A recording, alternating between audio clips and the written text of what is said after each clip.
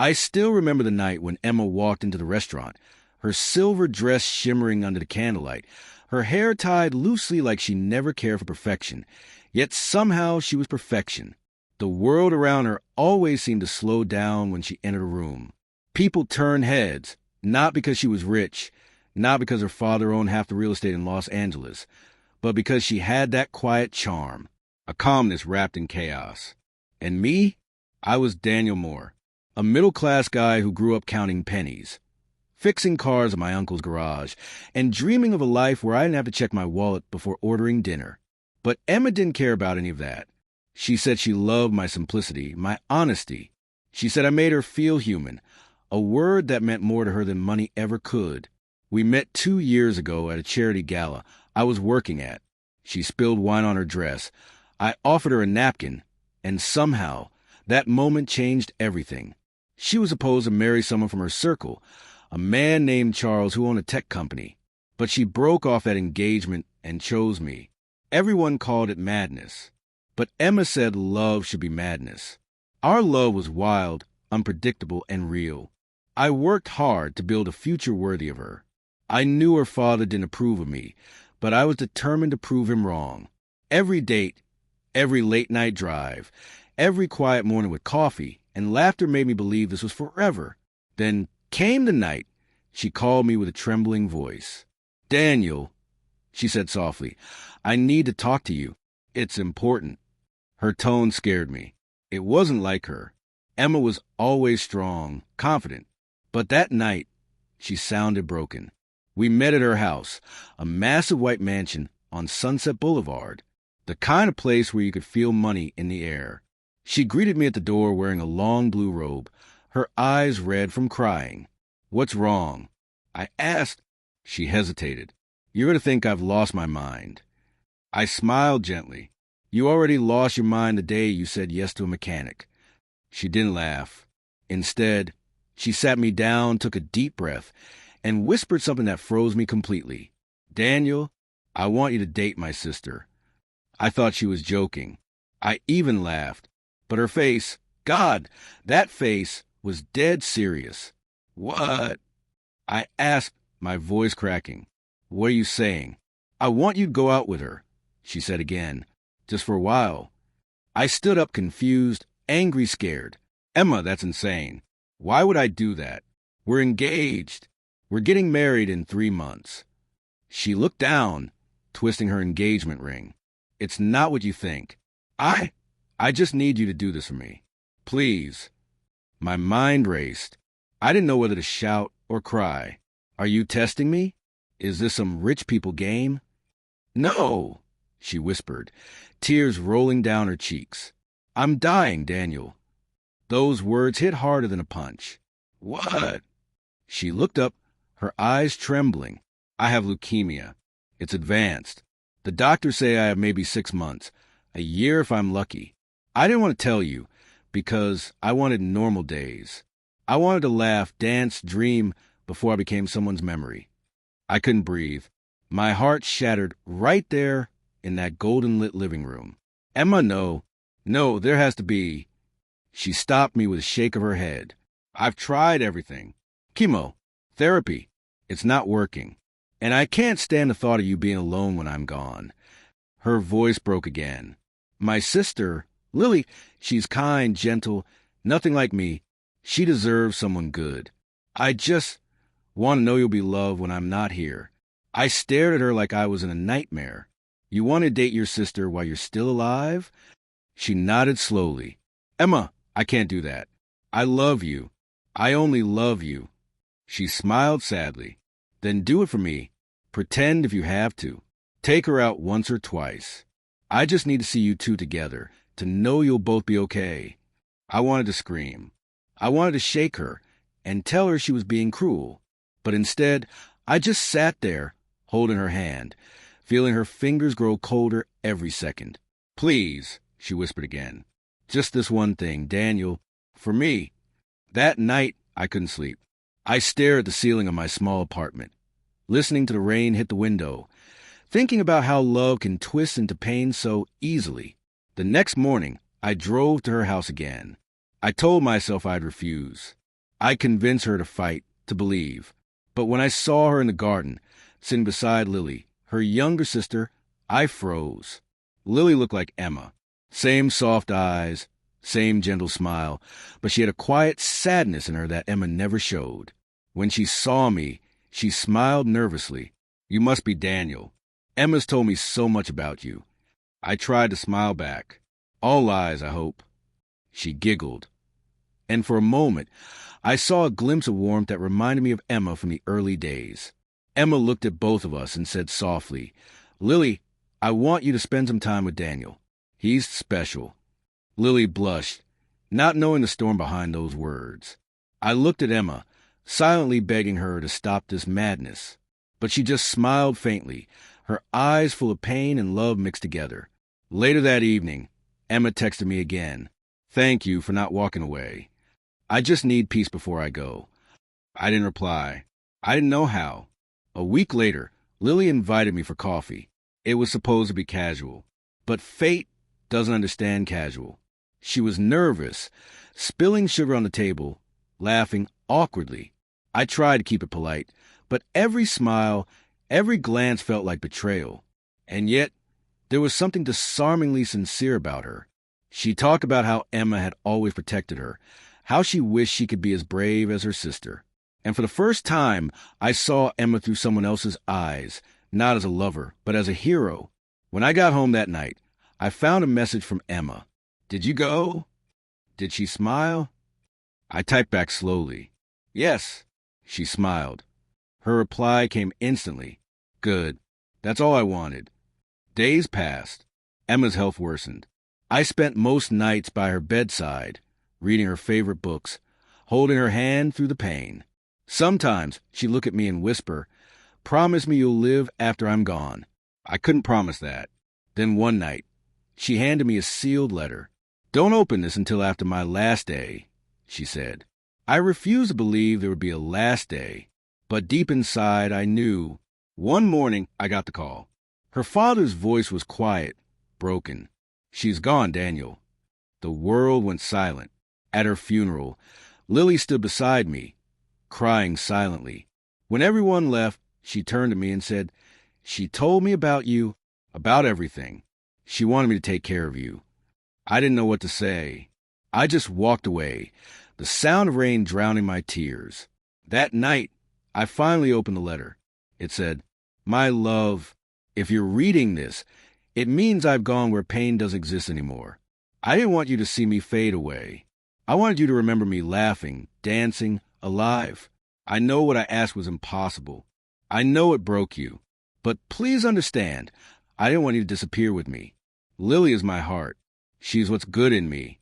And you are what's true in love. If the two halves of me can find each other, maybe I can live again through both of you. Don't hate me for dreaming this way. Yours, always, Emma."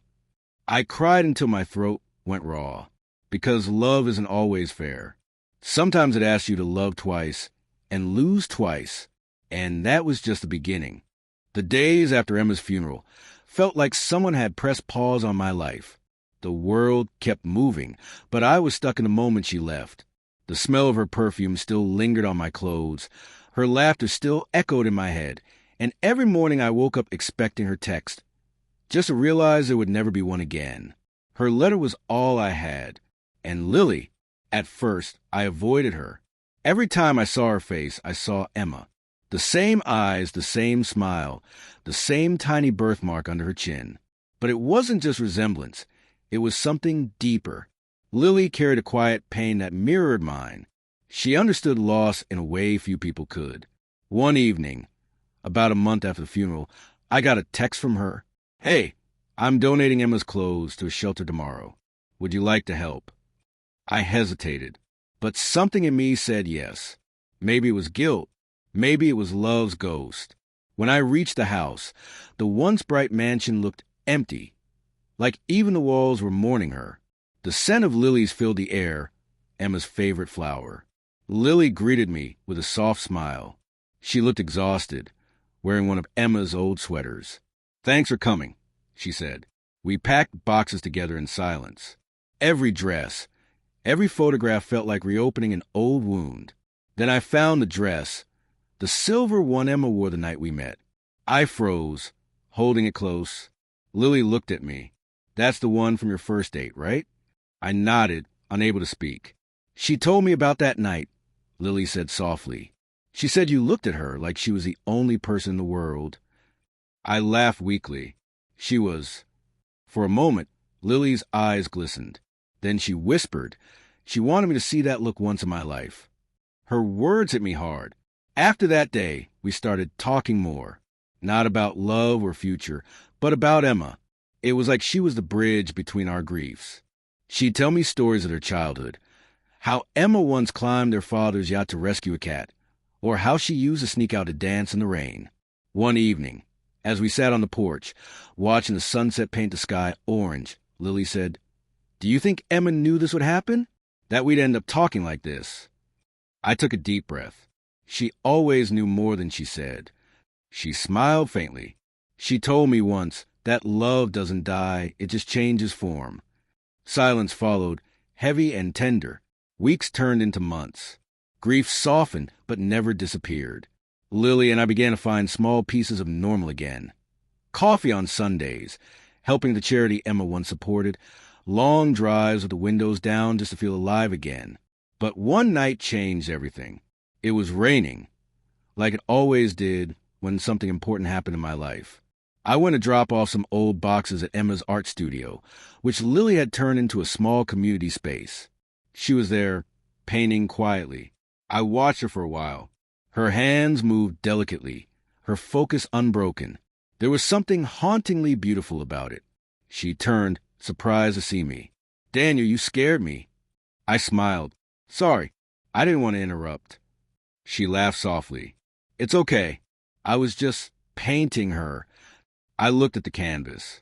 It was Emma, standing under a tree, smiling at the sky. The details were perfect. I felt tears burn my eyes. Lily noticed. "I still feel like she's here," she whispered, "like she's watching us." "She probably is," I said, my voice low. She took a deep breath and looked at me, her eyes shimmering. "Do you ever feel guilty for moving on?" Her question pierced me. "Every day," I said honestly. She stepped closer. "Me too." We stood there, inches apart, surrounded by silence and memories. The tension was undeniable, grief turning into something dangerous, something tender. I wanted to pull away, but I couldn't. Her hand brushed mine, and for a second it felt like Emma's touch. I closed my eyes, torn between past and present. "I'm sorry," Lily whispered, stepping back, tears forming. "This is wrong." I shook my head. "No, it's complicated." She nodded, wiping her face. She wanted this, didn't she? She wanted us to find comfort in each other. "Yes," I whispered, "but it doesn't make it easier." That night, I couldn't sleep. The guilt gnawed at me. Was I betraying Emma or fulfilling her last wish? The next day, I found an envelope slipped under my apartment door. It was old, yellowed slightly at the edges. My name was written on it in Emma's handwriting. My heart stopped. Inside was a note. "If you're reading this, it means Lilia started to open her heart. Be gentle with her. She's been through more than you know. There are things about her that even I couldn't fix. Don't let her hide behind kindness. Help her live again. That's your gift to me." I didn't understand the last part. Things I couldn't fix. But it haunted me. That weekend, I invited Lily for a drive along the coast. She seemed nervous, but agreed. We played Emma's favorite songs, talked about everything and nothing. For the first time, she laughed freely. At a small diner, as we sat watching waves crash in the distance, she looked at me seriously. "Daniel, there's something I have to tell you." My heart raced. She hesitated. "Emma didn't just ask you to date me. She planned it." I frowned. "What do you mean?" She looked down. "A month before she died, she called me to her room. She told me everything, that she was sick, that she didn't have much time. She said she wanted me to promise something." I swallowed. "Promise what?" Lily's eyes filled with tears. "That I'd take care of you. that I'd love you when she couldn't anymore. I was speechless. She said you'd fight it, that you'd feel guilty, but that she wanted me to be strong for both of us. My mind spun. Emma orchestrated everything. Even this. Why didn't you tell me before? I asked quietly. Because I thought it was cruel, she said. I thought she was wrong. You were her world. I didn't want to take what was hers. And now, she looked at me, her voice trembling. Now I don't know if I'm keeping her promise or breaking it. The air grew heavy between us. That night, when I dropped her home, she turned to me before stepping out of the car. Daniel, if Emma wanted this, do we still have a right to feel guilty? I didn't answer. Because love doesn't follow rules. It rewrites them. Over the next few weeks, we saw each other often. It wasn't romantic at first, but something gentle started to grow. She'd bring me food when I skipped meals. I'd fix things around her house. The silence between us became less painful. Then one evening, as we sat watching an old movie Emma used to love, Lily suddenly said, I can't keep pretending anymore. Pretending what? I asked. She turned to me, tears falling, that this isn't real, that I don't feel something for you. I froze. She continued, her voice breaking. I know it's wrong. I know she loved you, but I can't stop it, Daniel. Every time I see you, I see her, and somehow I see myself too. Before I could speak, she kissed me.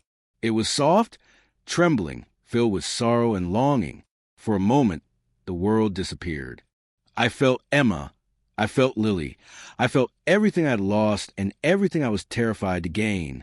When she pulled back, she whispered, I'm sorry. I looked into her eyes. Don't be.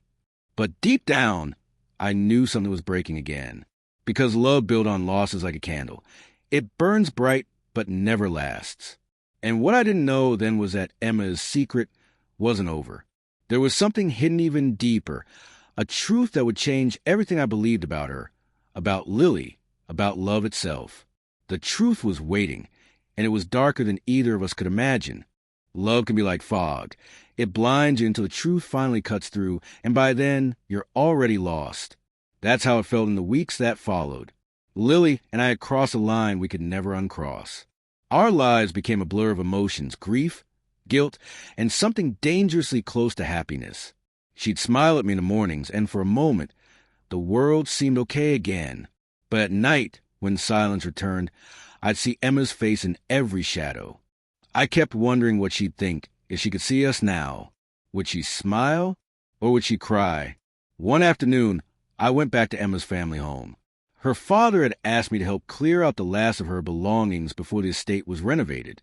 It was the first time I'd stepped into her old room since the funeral. Everything was exactly how she'd left it. The framed photographs, her books, her sketches. And there on the nightstand was something I hadn't seen before. A small wooden box carved with a butterfly on the lid. The latch was rusted, but inside, neatly folded, was an envelope. My name wasn't on it. Lily's was. I froze. My first instinct was to leave it. It wasn't mine. But curiosity clawed at me. Emma's words from the previous letters haunted me. Be gentle with her. There are things I couldn't fix. So I took the box and went straight to Lily's place. She was in the garden, trimming flowers, humming a tune Emma used to love. When she saw the box, her face drained of color. Where did you find that? She whispered. In Emma's room, I said. It had your name on it. Her hands trembled as she took it. I thought she destroyed this. What is it? I asked softly. She hesitated, then opened the box. Inside was a letter, yellowed, sealed, and written in Emma's delicate handwriting. Lily sat down slowly and broke the seal. Her eyes moved across the paper, and with every line, her breathing grew heavier. Lily, I said, what does it say? Tears rolled down her cheeks. You should read it. She handed me the letter. My hands shook as I unfolded it. My dearest Lily, if you're reading this, I'm gone, and if Daniel is with you, then he deserves to know the truth. There's something I never told either of you, something I've carried since we were children. You deserve honesty, even if it hurts. Asterisk. I paused, my heart pounding. Lily's eyes were fixed on the floor. Asterisk, Lily, you were adopted. Dad found you when you were barely 2 years old. Your mother, she was my father's housemaid. He never told the press, never told anyone. When she died, he brought you home, told the world you were my cousin at first, then later, my sister. But you were never told, because he thought it would protect you. But secrets have a way of breaking hearts. Asterisk, my hands went cold. I looked at Lily, who sat frozen, tears falling silently. Asterisk, I never cared about bloodlines. You were my sister in every way that mattered. But when I got sick, I realized how unfair life had been to you. You lived in my shadow, loved quietly, gave up your dreams because everything revolved around me. And then Daniel came along. I saw the way you looked at him, the way your eyes followed him even when you tried to hide it. You loved him long before I did. Asterisk, I stopped reading, stunned. Lily, is this true? She covered her face with her hands. I tried to bury it. Daniel, I swear, I never wanted to take him from her. The letter continued. Asterisk, I used to get angry at you for feeling that way. But how could I blame you? He was everything good in a world that had only given us pain. That's why, when I knew my time was short, I made my choice. I asked him to date you. I wanted to make peace with what fate had already written. I wanted to give you what I could no longer have. Maybe it was selfish. Maybe it was love. Maybe it was both. Please forgive me. Emma? Asterisk. When I finished, the room fell silent except for the sound of rain tapping the windows. I didn't know what to say. My heart was breaking for both of them, for the sister who had loved in silence, and for the woman who tried to fix that silence with sacrifice. Lily whispered, Now you know why she wanted this. It wasn't just to save you from loneliness. It was to save me from a life of regret. I took her hands gently. Lily, you didn't steal me from her. She gave me to you. She shook her head violently. No, you don't understand. I didn't deserve it.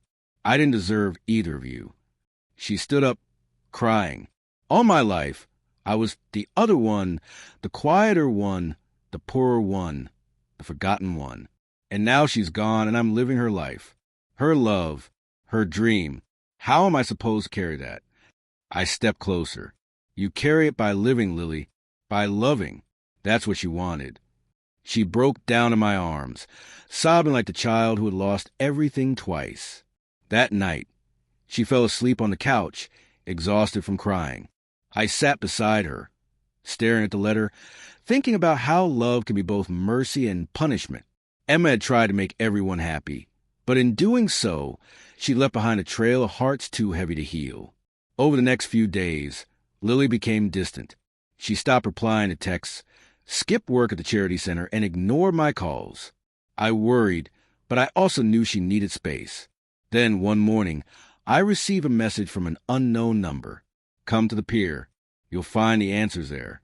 It was Lily. I drove straight to the old pier near Santa Monica, the one Emma used to love.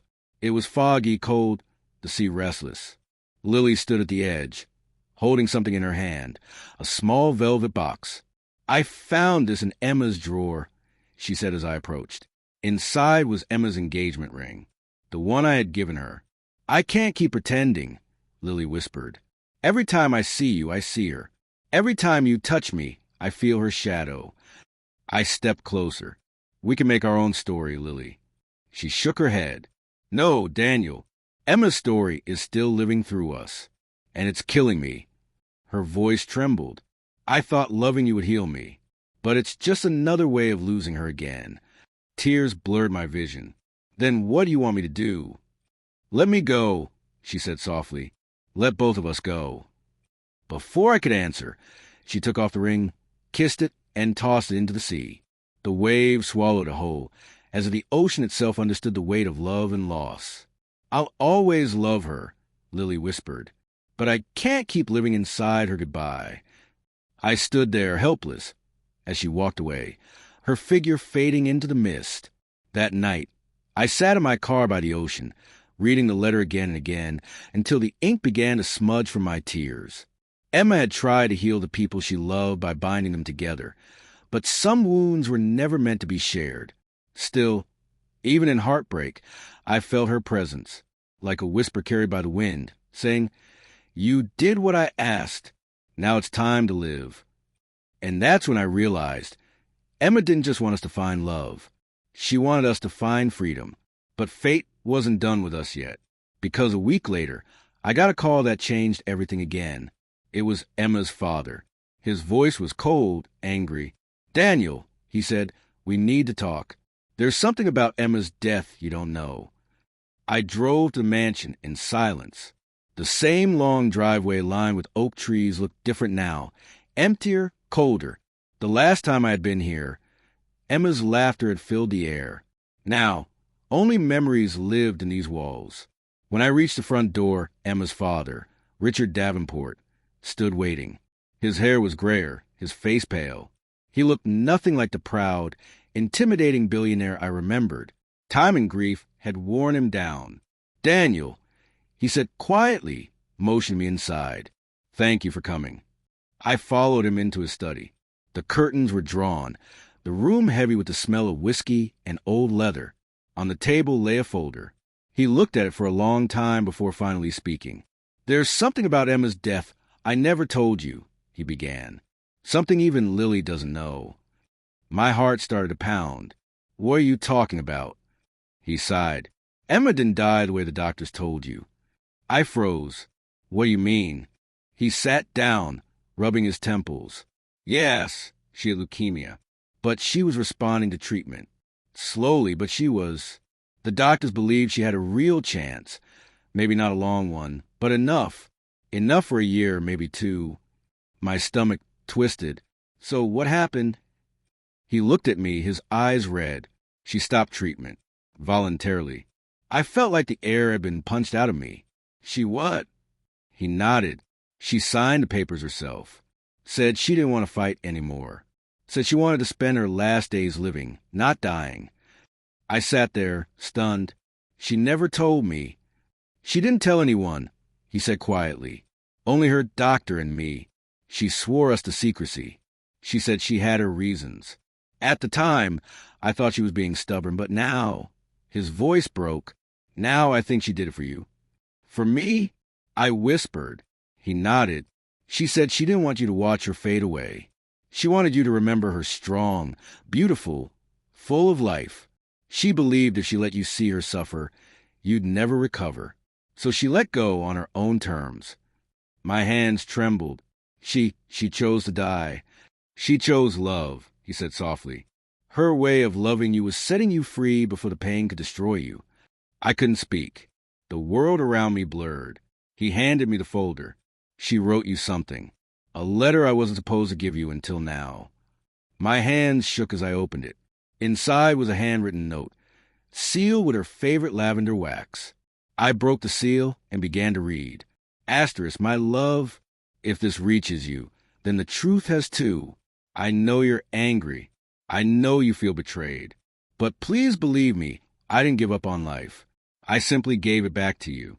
When I stopped treatment, I wasn't choosing death. I was choosing you, to remember me before the illness took everything beautiful between us. I wanted our love to remain untarnished, untouched by tubes and hospital walls. I asked you to be with Lily because I knew she'd need you too. I watched her hide her love for you for so long. It broke my heart, Daniel. Not because she loved you, but because she never let herself feel it. I wanted to free her too, to give her the chance I had already lived. You see, love doesn't die with the body. It echoes. It moves through the people we've touched. If my death brought you to her, then it wasn't an ending. It was a continuation. Don't waste your life feeling guilty. Don't mourn me forever. Love her. Live for both of us. Because every smile you give her will still be mine. Yours always, Emma. Asterisk. By the time I finished, I couldn't hold back the tears. I cried for her strength, her madness, her impossible love. When I looked up, Richard was standing quietly, his own eyes wet. She loved you more than anything, Daniel. Don't let her sacrifice go in vain. I nodded, unable to speak. When I left the mansion that night, the city lights blurred through my tears. I didn't know where I was driving, only that I needed to see Lily. I found her at the old beach, sitting on the sand, knees to her chest, staring at the horizon. She turned when she saw me, her face streaked with tears. "Daniel, why are you here?" I knelt beside her, holding out the letter, because I finally understand. She took it slowly, reading every line. By the end, she was shaking. She knew, she whispered. She knew everything. She wanted us to live. I said, not out of guilt, but out of love. Lily looked at me, her eyes shimmering in the moonlight. But how do you live when every breath still feels like goodbye? I smiled sadly. By remembering that she's not gone. She's here. I touched my chest. In every heartbeat, every memory. We sat there in silence for a long time, the waves crashing softly beside us. Then, without words, Lily leaned her head on my shoulder. It wasn't passion this time. It was peace. Days turned into weeks. Life slowly began to move again. We both returned to the charity foundation Emma had started, now renamed the Emma Davenport Foundation for Hope. It focused on helping patients who couldn't afford treatment, because that's who Emma was, even in death, a light for others. Lily took charge of the art therapy programs. I handled the operations. Together, we rebuilt something meaningful, not as lovers defined by guilt, but as two souls connected by the same woman who changed both our lives. One afternoon, while sorting through old photographs for a fundraising event, Lily found a picture I had never seen before. It was the three of us, Emma, Lily, and me, taken months before Emma fell sick. We were laughing, caught in a moment that felt eternal. On the back, Emma had written a message. For when you forget how to smile, remember we already did. Lily smiled through tears. She planned everything, didn't she? I nodded. Even our healing. As the months passed, our bond deepened again, slowly, gently, honestly, not as a replacement for what was lost, but as an extension of what was left. One evening, exactly 1 year after Emma's passing, Lily and I visited her grave. The sun was setting, painting the sky gold. We brought white lilies, her favorite. Lily placed them on the grave and whispered, "We're okay, Emma. You can rest now." I stood beside her, my hand brushing hers. A soft breeze passed through the trees, and for a second, I swore I heard her laughter, the same warm, carefree laugh that once made the whole world brighter. We both looked up, smiling through tears, because maybe in that moment she was there, watching, approving, free. The foundation had grown beyond anything we imagined. We opened centers in 3 cities. Every wall carried Emma's name. Every patient's smile a reflection of her legacy. Lily and I never defined what we were. Maybe we didn't need to. Some love stories don't fit into words like boyfriend, fiancé, or husband. Some are simply souls learning to breathe again together. One day, as we were preparing for the annual fundraiser, Lily found another sealed envelope in an old storage box. It was addressed to both of us. We opened it together. Asterisk, my dears, if you're reading this, I guess my dream came true. I hope you're smiling. I hope you're living. Don't think of me as gone. Think of me as the sunset you both watched together. Gone for a while, but always returning in color. Remember, love isn't about holding on. It's about letting go and still finding your way back.